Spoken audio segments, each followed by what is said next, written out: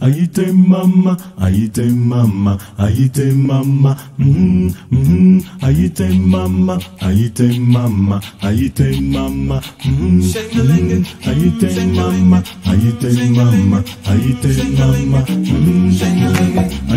mama, aïté mama, hey, mama, mama,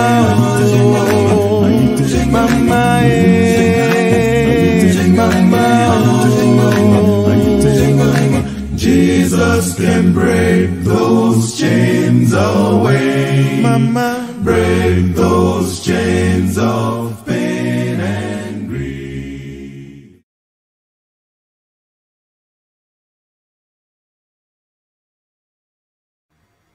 Je suis Pipo, votre ami virtuel. Je suis heureux de vous revoir aujourd'hui. Je suis Pipo, votre ami virtuel. Ma mission est de vous présenter Jésus. Il est bon, vraiment bon. Dieu est bon, vraiment bon. Je suis Pipo, votre ami virtuel. Avec Sainte Rose et je proclame son amour.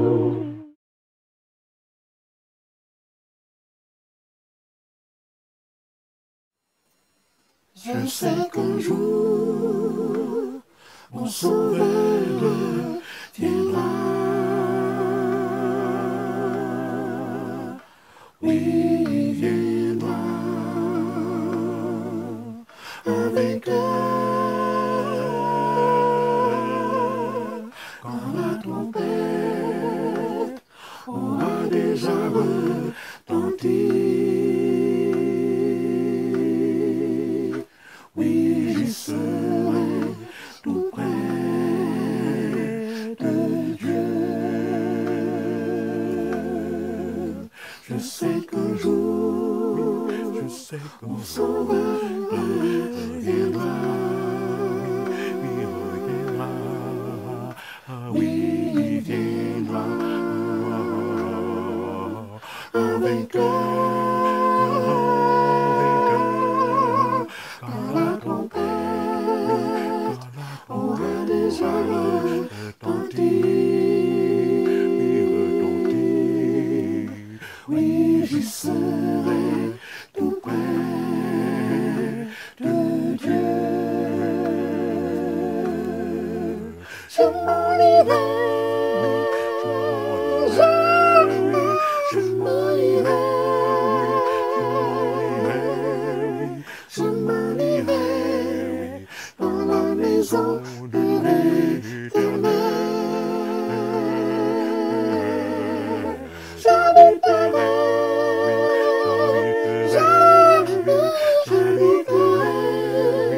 oh, et la grâce et le bonheur m'accompagneront. Je m'en irai, je m'en irai, je m'en irai dans la maison de l'Éternel. J'habiterai,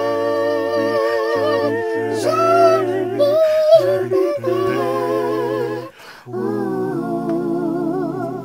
et la grâce et le bonheur m'accompagneront.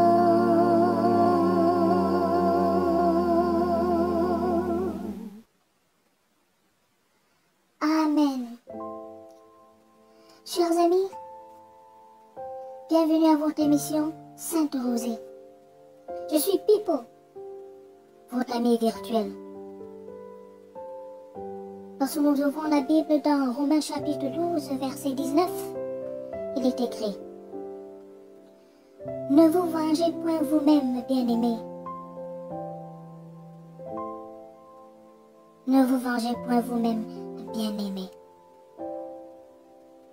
Ne vous vengez point vous-même, bien-aimés. Cette première partie de Romains chapitre 12, verset 19 nous interpelle. Dieu nous interpelle, chers amis, à ne pas nous venger nous-mêmes. Car, le verset continue en disant, car c'est à moi la vengeance, c'est à moi la rétribution, dit le Seigneur.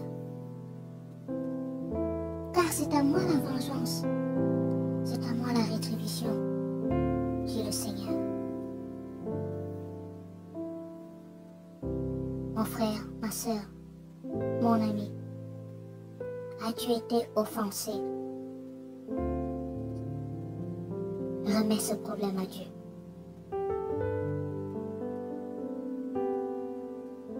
As-tu été méprisé? Donne à Dieu ce problème. As-tu été poignardé sur le dos? Présente à Jésus ce problème.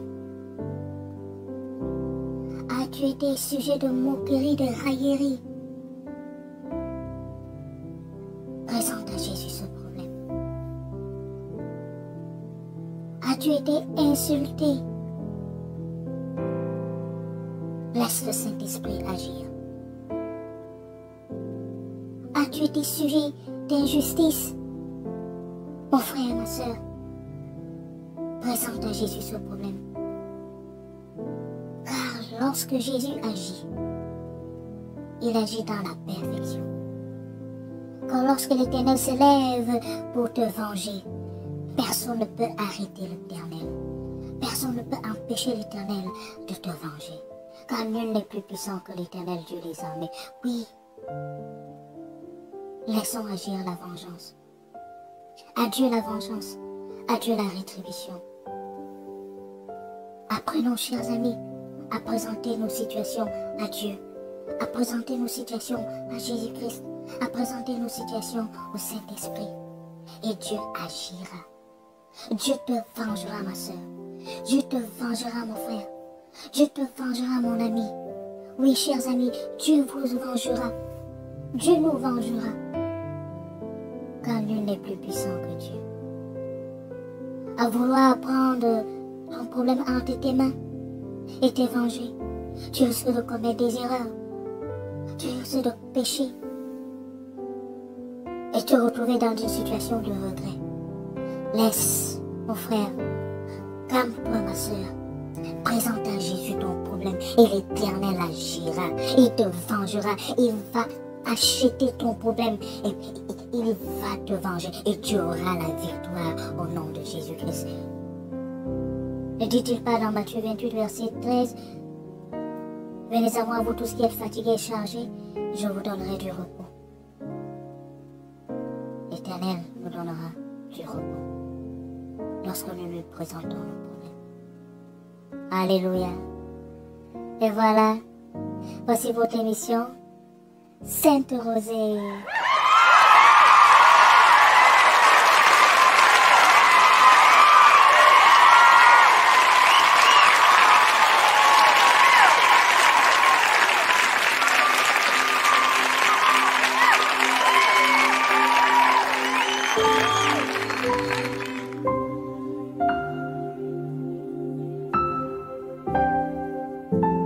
What shall we say to these things? There's still cancer and so much disease. What shall we say to these things? So much hurting and broken esteem. So many questions, but still one answer.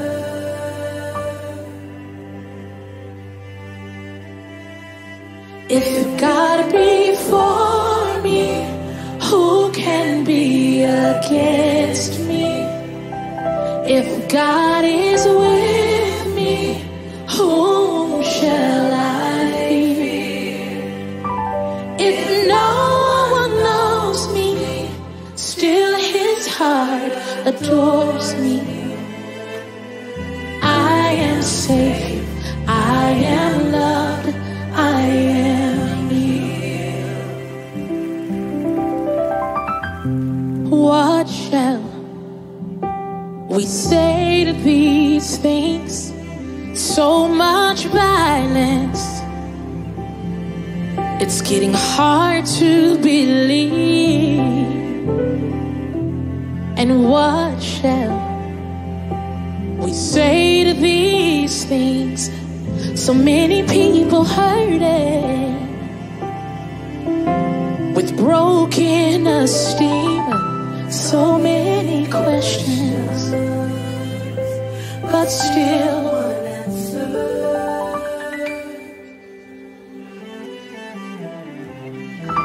If God be for me, who can be against me? If God is with me, whom shall I fear? If no one knows me, still his heart, yes, God.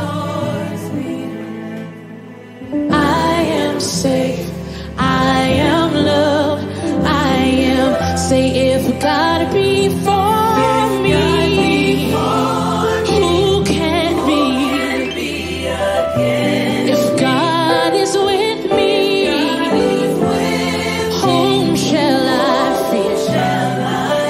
If no one knows me, still his heart adores me. I am safe, I am safe, I am loved, I am. Now what can wash away my sins? Singing.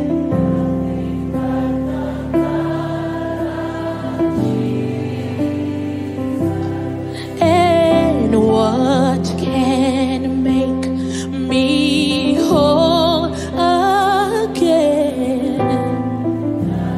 Yeah.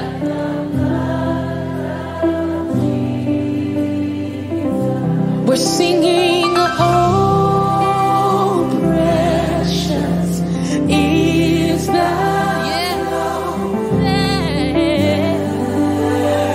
makes me white as snow. It was no other found, I know it was nothing that I could do, no words that I could say, no price that I could pay, nothing but the blood of Jesus. We're singing, oh,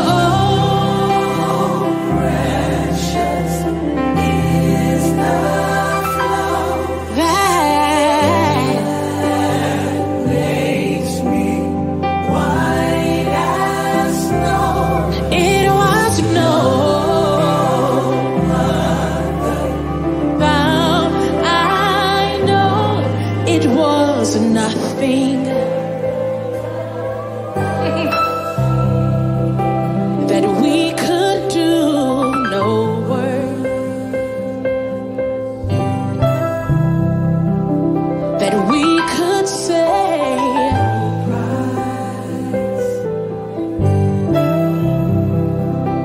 that we could pay, nothing but the blood of Jesus. It was nothing but the blood of Jesus. It was nothing but your blood, my Jesus. It was nothing but your blood, my Jesus. If you are for me, who can be against me? If you are with me,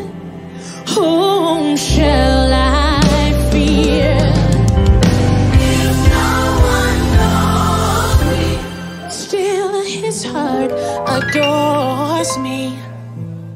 I am safe, I am loved, I am healed. I am safe, I am loved, I am healed. I am safe, I am loved, I am healed. I am safe, I am loved, I am healed. If you are for me, who can be against me?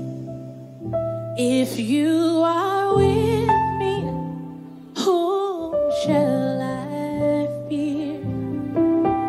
If no one knows me, still your heart adores me.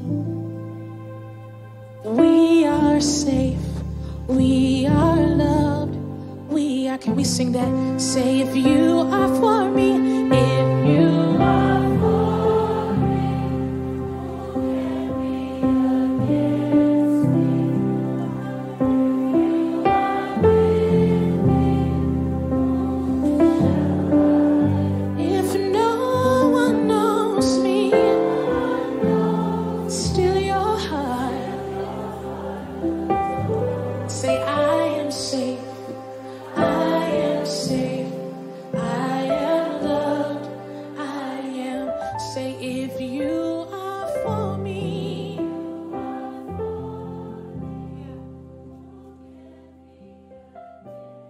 If you are with me.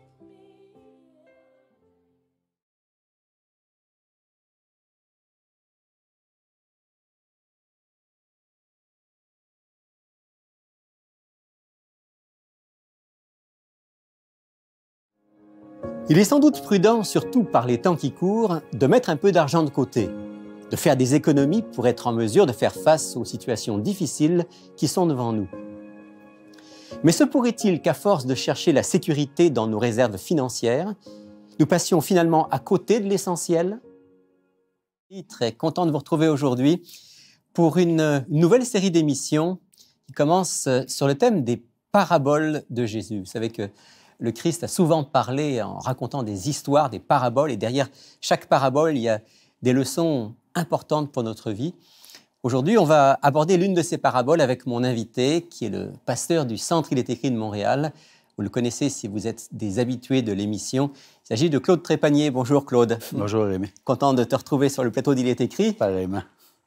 Alors, on a décidé ensemble aujourd'hui de parler d'une parabole qu'on trouve dans l'Évangile selon Luc, qui met en scène un riche que Jésus va lui-même appeler insensé. Ouais. En fait, c'est toi qui as choisi cette parabole. Dis-nous en deux mots ce qui t'a amené à choisir cette parabole. Ben, on va voir tout au long de la parabole que finalement, le riche insensé, il est insensé parce qu'il pense qu'il est au-dessus de ses affaires puis que rien ne peut l'atteindre parce qu'il est riche.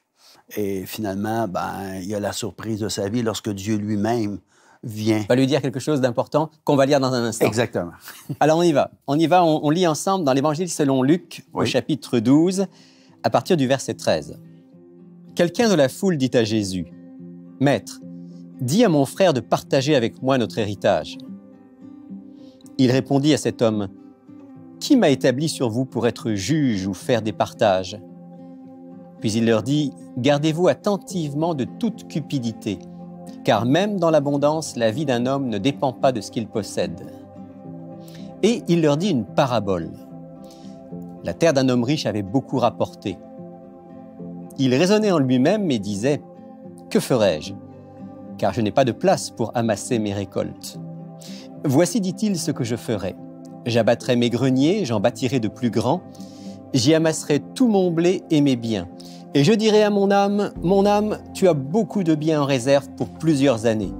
Repose-toi, mange, bois et réjouis-toi. » Mais Dieu lui dit, « Insensé, cette nuit même ton âme te sera redemandée.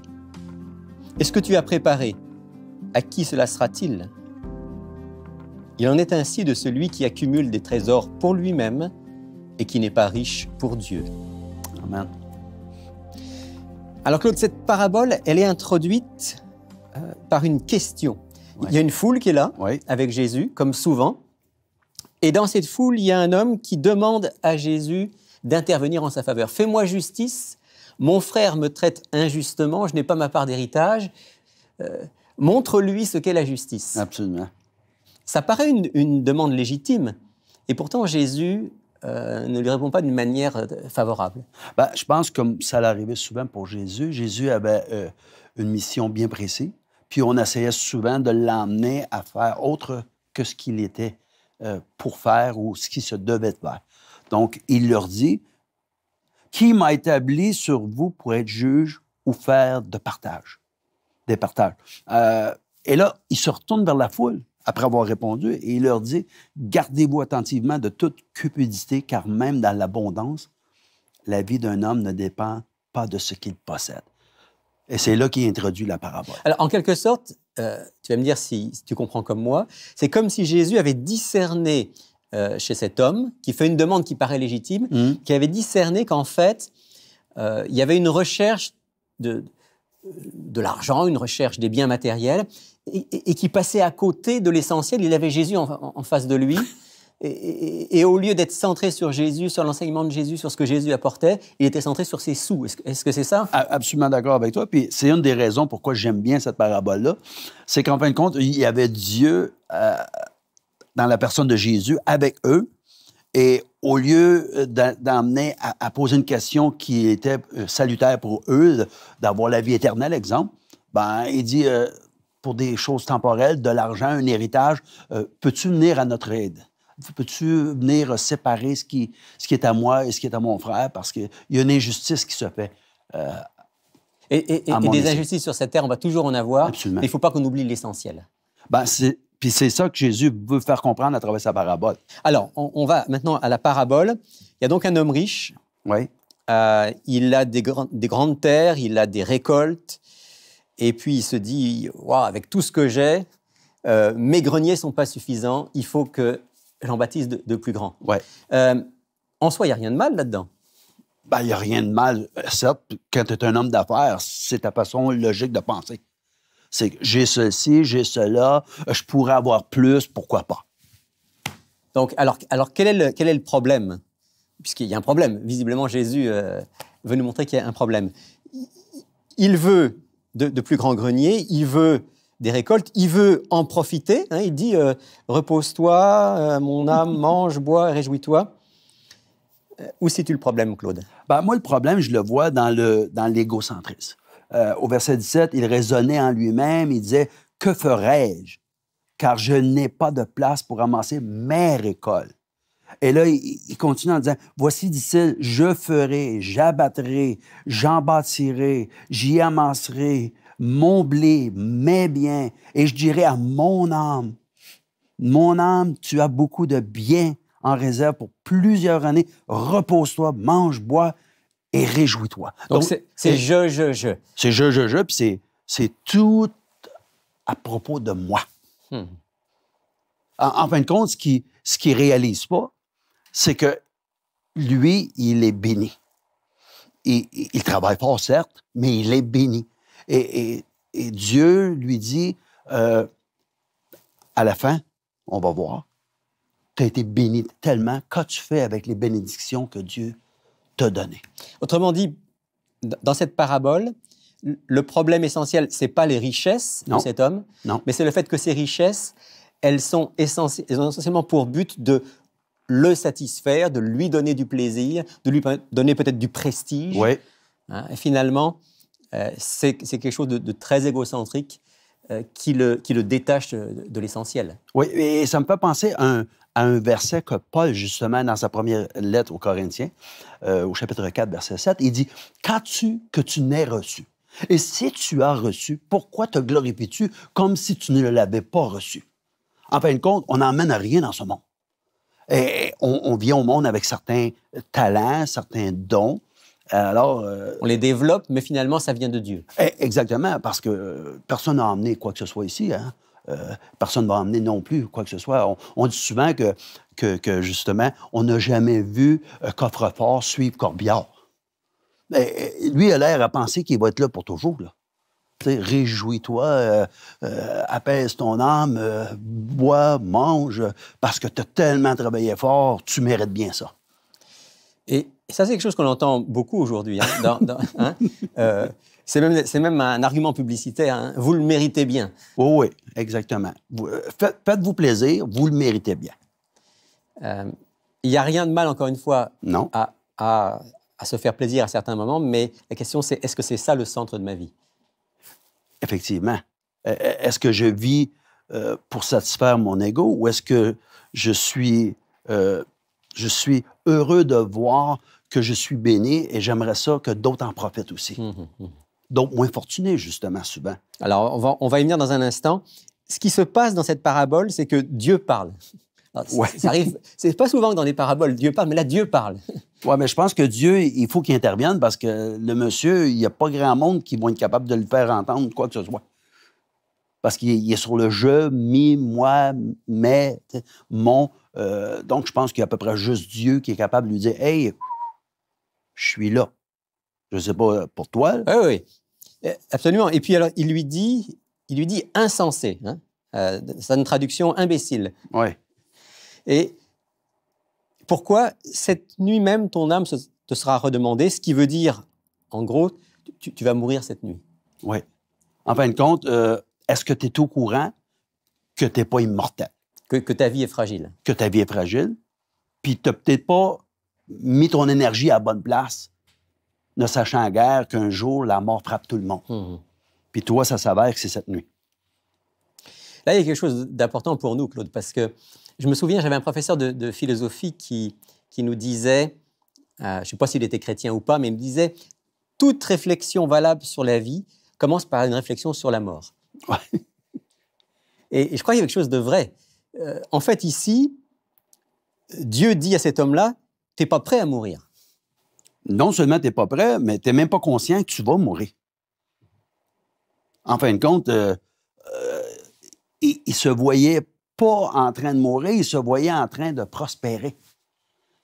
En oubliant que finalement, on peut prospérer, mais à un moment donné, on va arriver au cul-de-sac. On va arriver au cul-de-sac un moment donné. Et il faut qu'on soit prêt pour ce moment-là. Absolument. Il faut être prêt et il faut vivre comme si on était justement en train de se préparer. Alors, Claude, est-ce qu'on peut partager un peu avec nos auditeurs, d'après l'Évangile, qu'est-ce qui fait qu'on est prêt? C'est-à-dire que si ma vie s'arrêtait aujourd'hui, si après avoir enregistré cette émission, je rentre chez moi, puis cette nuit, je m'endors, qu'est-ce qui va faire que je suis prêt? Ben, pour celui qui est chrétien, celui qui lit la parole de Dieu, on est d'accord qu'à un moment donné, Jésus il dit « Soyez plutôt heureux que vos noms sont inscrits dans le livre de la vie. » Donc, on comprend, lorsqu'on lit Apocalypse ou les Évangiles, que Dieu a un livre dont il tient en registre tout ce que l'on a fait de bien ou de mal. On est d'accord là-dessus? Pour les chrétiens, là, je parle. Ceux qui ont la foi en Dieu. Et pour que mon nom soit inscrit dans le livre de la vie, ça veut dire que je sois capable et apte à vivre éternellement avec Dieu.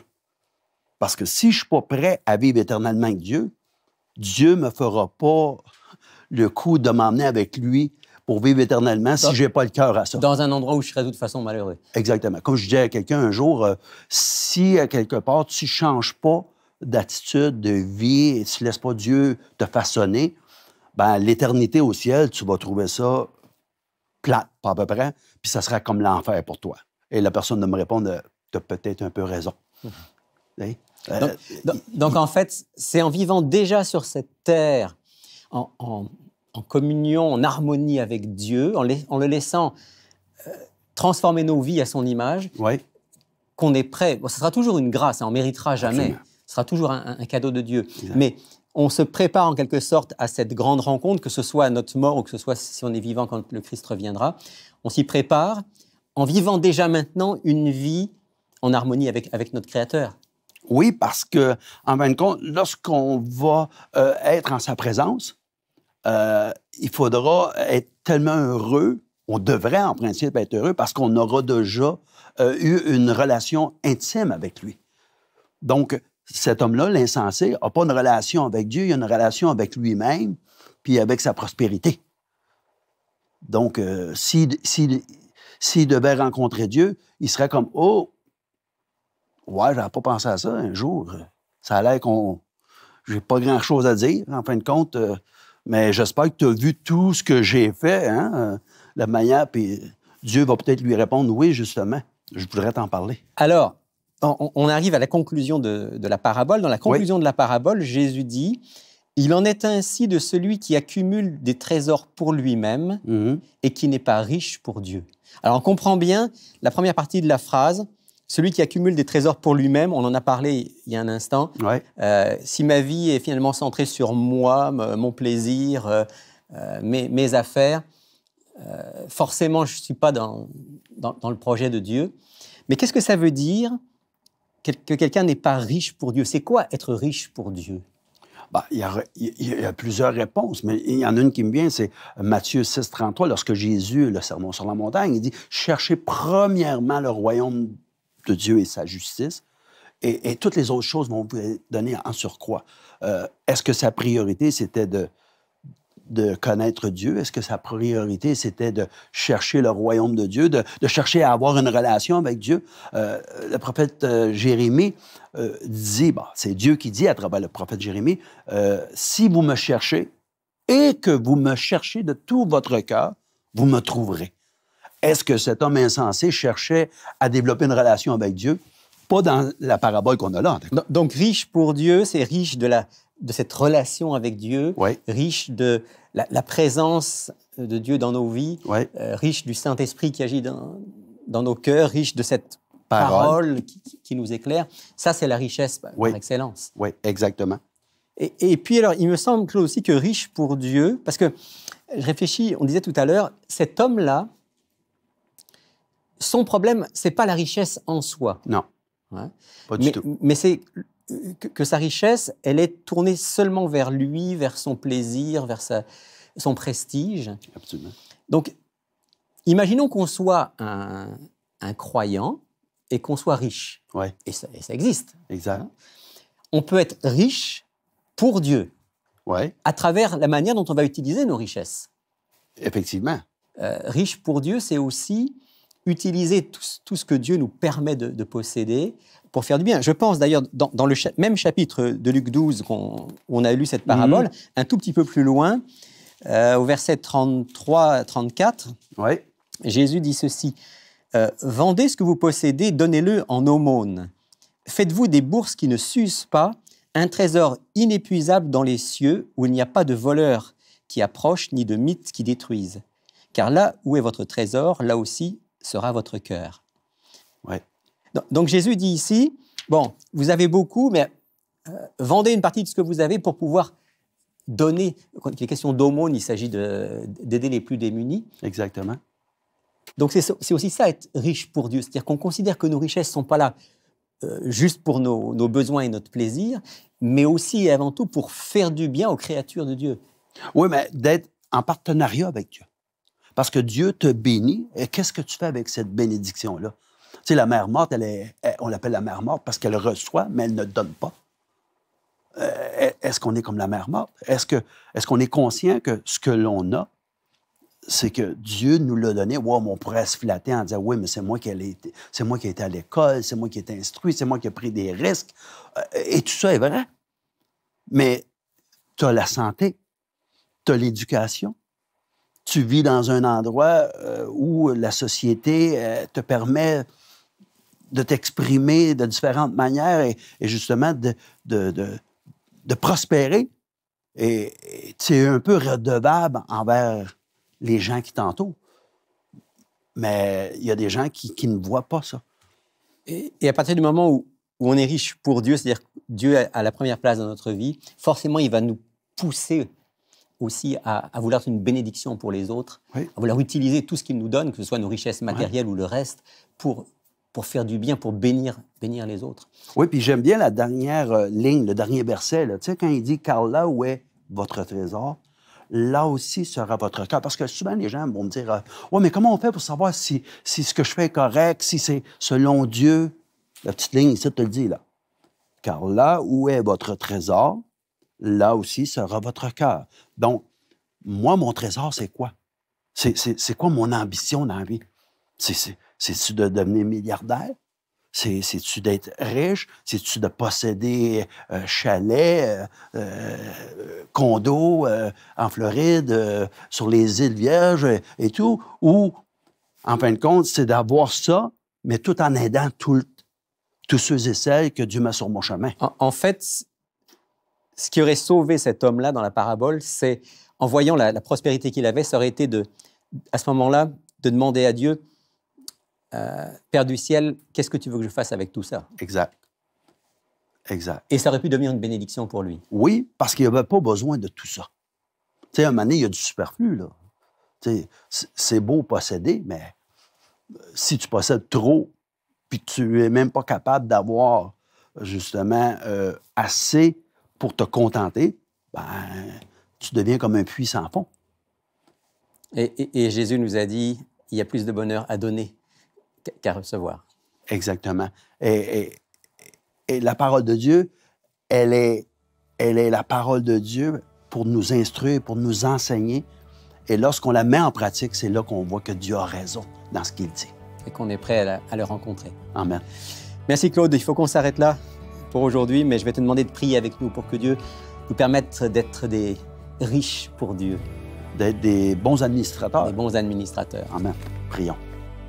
Éternel notre Dieu, notre Père, on veut te remercier pour cette parole, cette parabole qui nous donne de comprendre et de savoir que nous devons être riches, mais riches pour Dieu.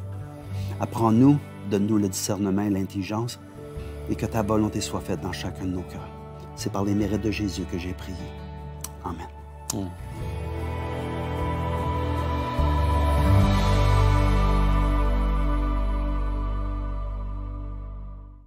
Écoute la voix du Seigneur Jésus.